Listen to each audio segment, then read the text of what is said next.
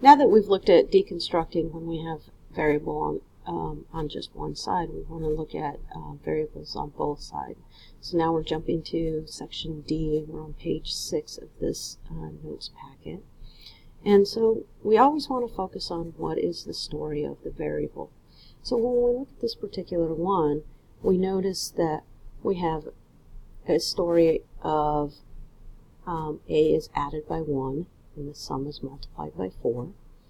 But then we also look over here and we say, well, wait a minute, A is also multiplied by 3, and that product is added by 5. And so now we're not sure what to do with that.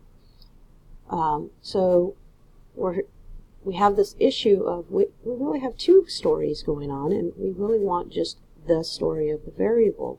So what is the construction story of this variable? Well, right now we have two of them, and so we can't really work with that.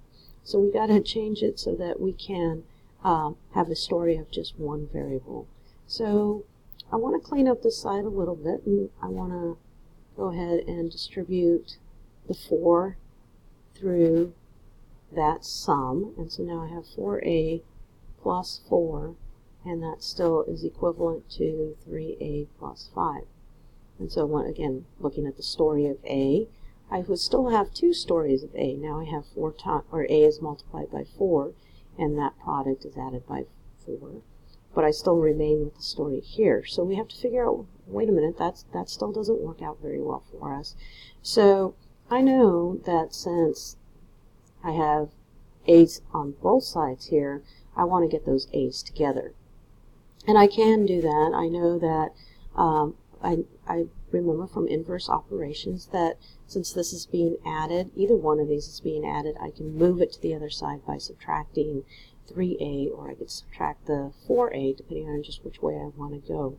And so I'm going to subtract 3a, and when I subtract that 3a, I know that I now have 4a plus 4, and I'm going to subtract that 3a, and I still know that this equation would now be equal to 5. And I can combine like terms here, and knowing that the 4a and the negative 3a are like terms, I can rewrite the new equation as a plus 4 equals 5.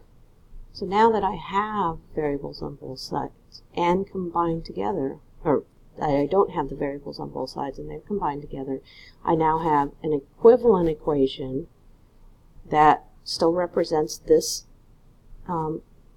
statement up here, this statement of an equation, and now it's just in its equivalent form. So I have a very simple construction story where A is added by 4, and the result is 5. And so in my deconstruct story, I'm going to start with 5.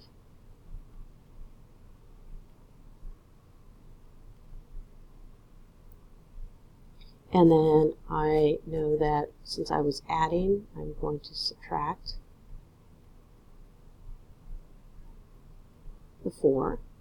And so in my solve process, this is the equation I am working with now. I'm not working with this equation. And so I'm going to take a plus 4 equals 5. And I was told that I needed to subtract 4. And when I subtract 4, all I'm left with is a, which is that a right there.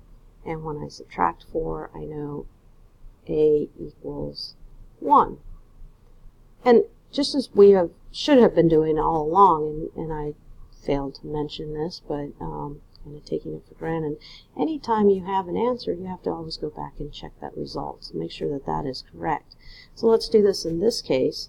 And so we know that 4 times, and we're thinking that 1 is correct, 1 plus 1 should be equal to 3 times 1 plus 5, and we have 4 times 2 on this side, and this side we have 3 plus 5, and in fact 4 times 2 is 8, and 3 plus 5 is also 8, so we know this is true, and so that a equals 1 is the true statement. The trick with variables on both sides is we have to recognize, oh, wait a minute, we have two stories going on here, and we can't write the two stories of the variable. We can only write one story of the variable. So we have to figure out a way to get the variables on one side, and then from there we have a new story. That equivalent story can now be written. That equivalent construction story can be written. We write its deconstruct story starting from the equivalent equation. We can solve it, and then we always check our answer to make sure that it does in fact. And we check it not with this part of the equation, but all the way back to the original equation.